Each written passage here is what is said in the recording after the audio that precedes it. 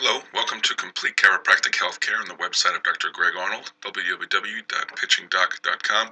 Today we're going to be discussing my end of the year newsletter, where I'm going to discuss my top 5 pitching newsletters of 2015. And if you go below the date, you can click on the hyperlink and it'll pull up a PDF form. So 2015 was a real good year for information that was out on injury prevention, just lessons to be learned about mindset, psychology, some lessons that I needed to put together regarding long toss and throwing and weight room. So we're going to go over what I consider my 5 most important ones. And if you go back to my website, you'll see a hyperlink. If you put your cursor over each one, you'll be able to go to that newsletter. So the first one that we're going to discuss is from October 2nd, 2015, and it's a New York Times highlight article on Novak Djokovic. And here's the video, and what the biggest thing that talked about him with his success was his attitude.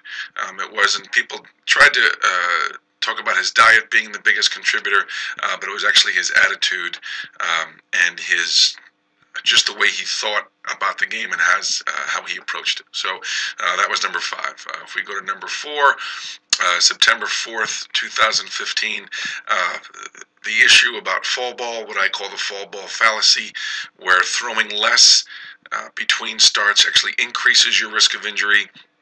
It's a very important lesson on the importance of throwing more and pitching less. And I get a lot of parents and coaches who say, well, because you're throwing less between starts, their risk of injury is going to go down, and it's actually the reverse. And this newsletter will teach you exactly why that happens. If we go down to number 3, it's a weight room newsletter, how to properly strengthen your throwing arm in the weight room, from December 3rd, 2015. I get so many kids who go into the weight room and they start lifting incorrectly for pitchers. They may be football players, lacrosse players, soccer players, but when they get into the weight room, they lift for their throwing shoulder like they're training for those other sports, and it actually can increase injury risk. So in this video newsletter, I talk about the one muscle in your arm to train heavy and the one muscle in your arm to not train at all. We get down to number 2, August 5th, 2015, the best thing coaches can do for their pitchers, and a significant barrier to the success of a lot of my pitching students once they leave here and they get on their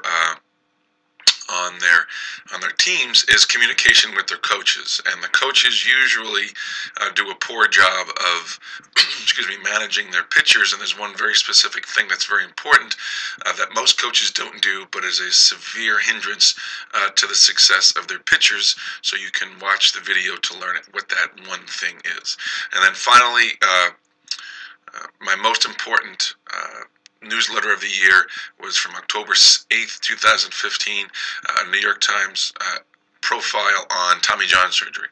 And they talked about, it was kind of a picture documentary in the paper, but there were 2 very important lessons from Jacob deGrom and his experience in being hurt, and also John Smoltz and his issue with his Tommy John surgery too. So 2 very important lessons from a Hall of Famer and a hopefully one day future Hall of Famer as well.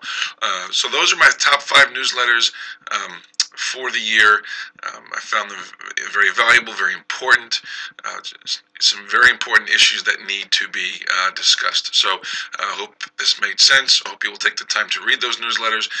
If you have any questions, you can contact me at the phone number here, pitchingdoc@msn.com, or you can visit my website, www.pitchingdoc.com. Thank you.